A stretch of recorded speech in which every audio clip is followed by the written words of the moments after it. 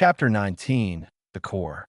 The coordinates Michael pieced together from fragmented data, Edward's words, and hints from the believers all converged on one location, a sealed research institute in the Central District. Not the one he had already explored. Deeper, closer to the heart of the old city. The journey there was different. The closer they moved, the stranger the dead behaved. Zombies didn't just wander, they paused. Froze. Sometimes they turned their heads in the same direction, as if responding to a signal no living person could hear. They're reacting to something, one of the runners whispered. Michael felt it too. The air seemed heavier, slower. Several blocks around the institute were nearly empty. No roaming hordes, just isolated figures standing still near walls and street corners. The building rose above the ruins like a monument to a forgotten future. Windows darkened, entrances sealed, but power still flowed through it, faint emergency current. They entered through an underground access point. Nothing inside had been looted. Laboratories looked abandoned in haste, but not destroyed. In the central archive room, Michael accessed fragments of system logs. Most of the data had been erased, but one phrase appeared again and again. Anchor status. Active. The anchor was still active. The heart of the project was still functioning. Then they reached the main hall, a vast chamber with towering glass panels, now covered in dust. At the center stood a massive cylindrical capsule stretching from floor to ceiling. Inside, murky liquid, and a silhouette, too large, connected to cables, tubes, neural interfaces. A single indicator blinked on a nearby console. Subject, Father. Michael stopped. This was no metaphor, no symbolic title. This was a person, and he was still alive. The Father. Everything happened too fast. One of the runners brushed against a control panel while circling the capsule. The system emitted a piercing alarm. Red lights flooded the hall. On the screen, words flashed. Emergency release initiated. Back! Michael shouted. The liquid inside the capsule drained rapidly. Tubes disconnected with sparks. The glass fractured and exploded outward. The massive body collapsed onto the platform, convulsing as if torn from deep sleep. Then it stood. It towered over them.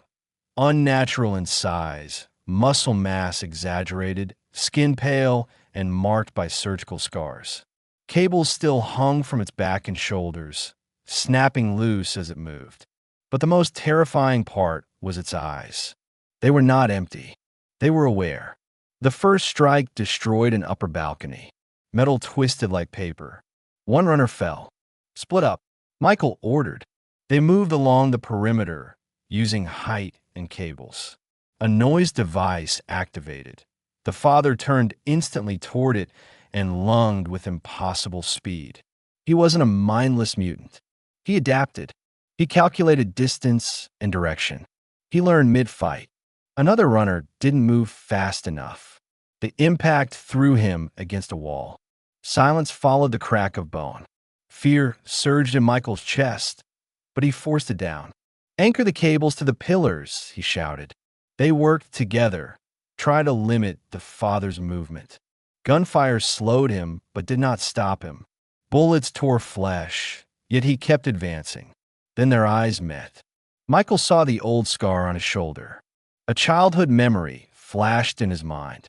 His older brother, the one who disappeared years before the collapse, supposedly hired by a scientific program. "It's you," Michael whispered. For a fraction of a second, the Father froze. Something flickered behind his gaze, confusion, recognition. It was enough. Michael rushed to the central console and activated an emergency power overload. Sparks rained from above. The floor trembled. The Father roared, not like an animal, but something painfully human, and charged toward him. The tension cables snapped tight. A steel support structure gave way and crashed down. Beams pinned him. Michael approached, injured and shaking. The fathers still struggled beneath the weight. Their eyes locked one last time. No rage remained, only exhaustion. "I'm sorry," Michael said. He pressed the final switch.